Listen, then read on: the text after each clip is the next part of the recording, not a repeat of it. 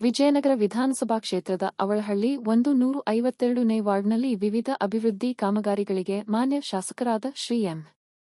ಕೃಷ್ಣಪ್ಪ ಅವರು ಅಧಿಕೃತ ಚಾಲನೆ ನೀಡಿದ್ದಾರೆ.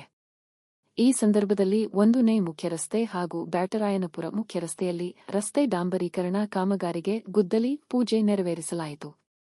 ಈ ಕಾಮಗಾರಿಗಳಿಂದ ಸ್ಥಳೀಯರಿಗೆ ಉತ್ತಮ ಗುಣಮಟ್ಟದ ರಸ್ತೆ ಸಂಪರ್ಕ ದೊರೆಯಲಿದ್ದು ಸಂಚಾರ ವ್ಯವಸ್ಥೆ ಮತ್ತಷ್ಟು ಸುಗಮವಾಗಲಿದೆ. ಇದರೊಂದಿಗೆ ಅವಳಹಳ್ಳಿ, ಮುನೇಶ್ವರ ಬ್ಲಾಕ್ ಹಾಗೂ ವಿನೋಬಾ ಕಾಲೋನಿಯಲ್ಲಿ ಹೊಸ ಕೊಳವೆಬಾವಿಗಳನ್ನು ಉದ್ಘಾಟಿಸಲಾಯಿತು.